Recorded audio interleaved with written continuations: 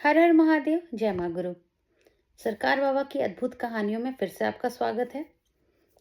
जैसे हमारे सरकार अनंत हैं, उनकी कहानियाँ भी अनंत हैं। मैं बीच में थोड़ा किताब पढ़ने का मुझे टाइम नहीं मिल रहा था क्योंकि मैं वर्किंग हूँ और अभी थोड़ा-सा मुझे समय फिर से मिलना स्टार्ट हुआ है और मैं फिर से अपने सरकार को जानना, पढ़ना और लोगों को बताना पसंद करूँगी। सो इस लास्ट टाइम मैंने आपको बताया था कि सरकार बाबा को जैसे उनके गुरुदेव ने जब आश्रम से निकाला था, वहाँ तक मैंने आपको बता दिया था। अगर आपने नहीं सुना है वो कहानी, तो आप कृपया मेरे वीडियोज़ में जा कर के आप उसमें देख सकते हैं। मैं बहुत अच्छा वक्ता नहीं हूँ, बस मुझे कहानियाँ पढ़ना और सुनाना बहुत पसंद है और सिर्फ़ सरकार की और सरकार के से रिलेटेड मुड़िया साधु और इन लोगों में मेरा थोड़ा-सा उनसे ज़्यादा जुड़ाव है, तो मुझे पसंद है बताना। अगर मेरे से कुछ भूल-चूक हो या त्रुटि होती है तो मुझे माफ़ करिएगा क्योंकि नो वन इज़ परफेक्ट, मैं परफेक्ट कोई भी नहीं होता। सब धीरे-धीरे सीखते हैं तो मैं भी सीख जाऊँगी। मैं कहानी को आगे बढ़ाते हुए ये बताना चाहती हूँ कि सरकार बाबा जब आश्रम से निकाल दिए गए थे, सरकार को जब निकाला गया था और उनके गुरुदेव ने जब ये कहा कि भगवान राम से सावधान, वह मेरा शिष्य नहीं है। इस बात का सरकार को दुःख लगा था और वो बहुत रो रहे थे। चूँकि उस समय औघड़ी लीला चल रही थी, अब वो क्या चल रहा था वो उनके गुरुदेव और सरकार जाने क्योंकि ह हर शिष्य को गुरु कभी भी आधे-अधूरा नहीं छोड़ता है, वो हमेशा उसको पूरा करता है, तो वो भी उसमें भी उसकी उनकी कोई लीला ही होगी। सो आगे कहानी में जब मैंने पढ़ा तो उसमें ये लिखा था, उसमें ये बताया गया, जो मैंने मुझे अनुभव हुआ पढ़ने के बाद, कि सरकार बाबा को उन्होंने दोबारा बुलाया पत्र भिजवा कर के। नहीं सॉरी, दूत भिजवा कर के और उनसे बोला कि जाओ भगवान राम से कह दो कि मैं उनसे मिलना चाहता हूँ। छेदी साहू जी जो सरकार बाबा के गुरुदेव राजेश्वर राम बाबा के अनन्य भक्त थे, राजेश्वर राम बाबा जी ने उनको दूत बना के भेजा सरकार बाबा के पास और सरकार बाबा के पास उस समय केदार सिंह जी भी मौजूद थे। वो वहाँ गए, छेदी साहू जी, और सरकार बाबा से बोले कि सरकार बाबा वहाँ बैठे हुए थे और उन्होंने प्रणाम किया। प्रणाम करके मतलब वहीं सामने बोला कि अ, गुरुदेव का गुरुदेव की इच्छा है आपसे मिलने की, आपको बुलावा भेजे हैं। सरकार बाबा कुछ नहीं बोले, सर झुका करके चुपचाप मौन सुने। उसके बाद वो, अब गुरुदेव की इच्छा है और इधर शिष्य की थोड़ी-सी नाराज़गी भी है कि हमसे आप हमको आप निकाल भी दिए और नाराज़ भी थे। लेकिन गुरु और शिष्य तो कभी अलग हो ही नहीं सकते। तो उन्होंने कुछ जवाब तो नहीं दिया, लेकिन उनके कुछ नहीं जवाब देने का मतलब यही था कि वो मिलेंगे अपने गुरु से। तो वो उठे और उठ कर के नाव लिया, नाव लेकर के गंगा के रास्ते वो मणिकर्णिका के घाट पहुँचे। इधर छेदी साहू जी जो साइकिल से आए हुए थे, उन्होंने अपना साइकिल टाँगा और तुरंत दौड़े मणिकर्णिका घाट की तरफ। फिर वहाँ से सरकार बाबा जब मणिकर्णिका घाट पर उनका जो नाव पहुँचता है, तो ना वहाँ पर मणिकर्णिका घाट के जो कर्ता-धर्ता थे उनका नाम था लक्ष्मी नारायण डोम। वो सरकार बाबा का आवा-भगत किए, उनको जलपान पूछे। सरकार बाबा वहाँ आराम किए थोड़ी देर, दूधवा पान भी किए।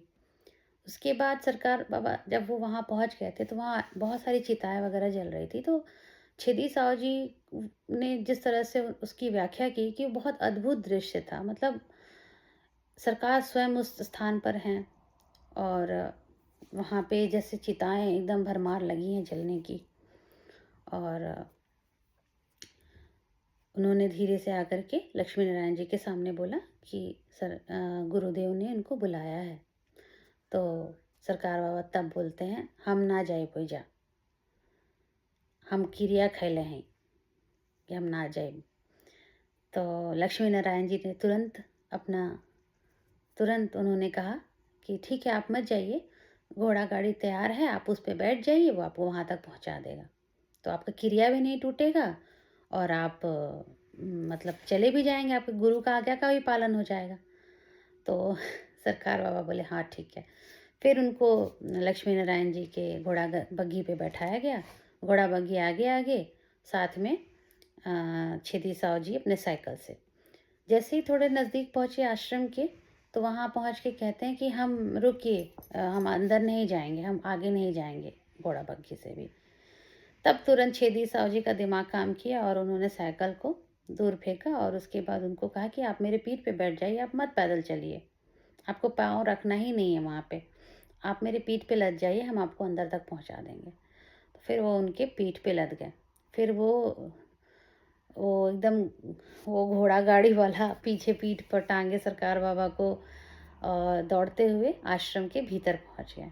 और वहाँ भीतर पहुँच करके सरकार बाबा अ, जब वहाँ चले गए तो उन्होंने अपनी मतलब किशोरावस्था था सरकार का, तो थोड़े से जिद्दी स्वभाव के थे।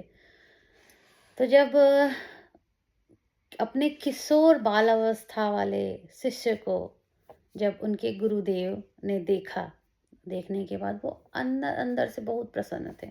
उन्होंने मतलब वो आए उनसे मिलने, उन्होंने अपने शिष्य को देखा, शिष्य ने उनको प्रणाम किया। अंत में आंसू के झरने फूट पड़े और जो उनका जो दुलार था ना गुरु का अपने शिष्य के लिए, वो प्रकट हो गया वहीं पर सामने। वो बड़ा बहुत मतलब अंदर से बहुत अंदर से एक, जैसे माँ अपने बिछड़े बेटे से मिल रही हो वैसा। वो बहुत रोने लगे। उसके बाद उन्होंने कहा, मैंने तुम्हें चेला मोड़ा था गांजा पिलाने के लिए और तुम मेरे हाथ से बाहर निकल कर स्वच्छंद विचरने लगे। मतलब उन्होंने एक दुलार में बोला कि मैंने तुम्हें चेला मोड़ा था और तुम मेरे हाथ से बाहर निकल के एकदम आराम से बिचरने लगे हो। मतलब तुम इतने अपने मन के हो गए, जैसे माँ अपने बच्चे को डांटती है वैसे। तो किशोर अवधूत के मुख से राम सत्य कुछ भी नहीं निकला, उन्होंने कुछ नहीं बोला सरकार बाबा ने। फिर उसके बाद बाबा ने कि फिर सरकार से कहा, सोचता हूँ तुम्हारी शादी करवा दूँ। तो मुझे थोड़ा सा ये अजीब सा लग रहा था पढ़ के, क्योंकि इतना प्यार। उन्होंने बोला, सोचता हूँ मैं तुम्हारी शादी करा दूँ, करोगे ना? तब सरकार बाबा बोलते हैं कि उन्होंने भी धीरे से सर झुका कर के कहा, कर दी। तब जरा फिर बुढ़ऊ बाबा जो है, फिर वो अगला प्रस्ताव बताने लगे। उन्होंने कहा कि लेकिन दुल्हन जो है ना बड़ी दूर की है, उड़ीसा के सरहद पार की है, मतलब उड़ीसा के सरहद की है और संभार पैबा तू? तब सरकार बाबा बोलते हैं किशोर अवधूत को, किशोर अवधूत जो थे उस समय में, तब उन्होंने धीरे से कहें कि काहे ना संभार पाई। सो उड़ीसा की दुल्हन के रूप में, मतलब उन्होंने कहा काहे ना संभार पाए, मतलब कि जो उनके साथ जो थे सरकार बाबा के साथ, वो जो उनको लेकर के आए थे शाह जी, क्या बोलते हैं, छेदी साहू जी, वो कह रहे हैं हे भगवान, मतलब वहां से यहाँ तक ये बुलाए हैं शादी करने के लिए इनका। उनको बड़ा गुस्सा अंदर से आ रहा था कि अरे ये अवधूत हैं, ये साधु बनना चाहते हैं, ये क्या कर रहे हैं बूढ़ो बाबा, इनका शादी करवा रहे हैं। तो अब ये तो उनकी आपस की एक लीला थी, बात करने का तरीका था, लेकिन उनको कुछ समझ में नहीं आ रहा था। तो वो यही कह रहे थे कि मेरी समझ में वे उड़ीसा की किसी लड़की से शादी करने के लिए तैयार हो गए। मेरी बुद्धि उसे अलौकिक लौकिक शादी समझकर बिल्कुल जल भूल उठी। उन्होंने ऐसा लिखा है। लगभग 2 घंटे पर दोनों गुरु शिष्य स्नेह एवं श्रद्धा की कड़ी से जुड़े रहे। प्रतीकात्मक साधु कड़ी भाषा समझ से परे रही। उनकी अपनी भाषाओं में बात हो रही थी। अंत में जो शिष्य अवधूत जी थे, उन्होंने गुरु के चरणों का स्पर्श किया और चल पड़े। उसके बाद बाहर लक्ष्मी नारायण जी डोम का इक्का खड़ा था और उन्होंने उसको लिया और वापस अपने स्थान पर निकल गए। कुछ दिनों के पश्चात जो केदार सिंह जी थे पुनः बाबा के पास गए और उस समय उनको बाबा से विवाह का रहस्य समझ में आया। वो रहस्य ये था कि जो उन्होंने लड़की की बात की थी उड़ीसा की, वो भगवती की बात की थी। क्योंकि हर अघोर में ऐसा होता है कि आपको आपके गुरु एक भगवती जरूर देते हैं, क्योंकि बिना शक्ति के तो शिव भी शव के समान हैं। उनको तो शक्ति चाहिए, और शक्ति किससे मिलेगी? भगवती से मिलेगी। उनको ही साधना है उनको। तो उनके गुरु को अपने शिष्य के शक्ति का एहसास हो चुका था, इसीलिए उन्होंने उनको बुलावा भेजा कि अब आप आइए, अब आपको मैं वो दूंगा जिससे कि आप उस चरम स्थिति को पहुंचेंगे जहां पर एक अवधूत, एक अघोरेश्वर पहुंचता है। तो ये गुरु होते हैं।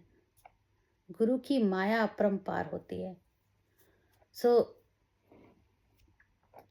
मैं पढ़ के बताती हूँ कि इसका मतलब क्या था। बगुलिया बाग में मुझे देखते ही वे एक बच्चे की भांति हंसती है। मेरे हाथ स्वतः उनके पांव दबाने लगे। उन्होंने मुझसे मुस्कुराकर कहा, फोकाबीर, तोहार खड़ाऊ तक गंगा के गोहने लग गए। बाकी हाँ, डोंगी के सोन में हला देहलस। पुनः वे स्वयं बड़बड़ा गए, हिंगलाज का हिंगुली, उड़ीसा में उड़ के कमाक्षा में गईनी, मिली भईनी। कुछ याद नहीं है, बाकी हाँ, उनका कुछ इसी प्रकार का बड़बड़ाना मुझे संकेत कर गया कि उड़ीसा की दुल्हन कोई और नहीं, पुत्र वत्सला माँ भगवती का रूपांतरण थी। मैं अपने पर लज्जित होकर उन्हें भोजन लेने के लिए घर चला गया।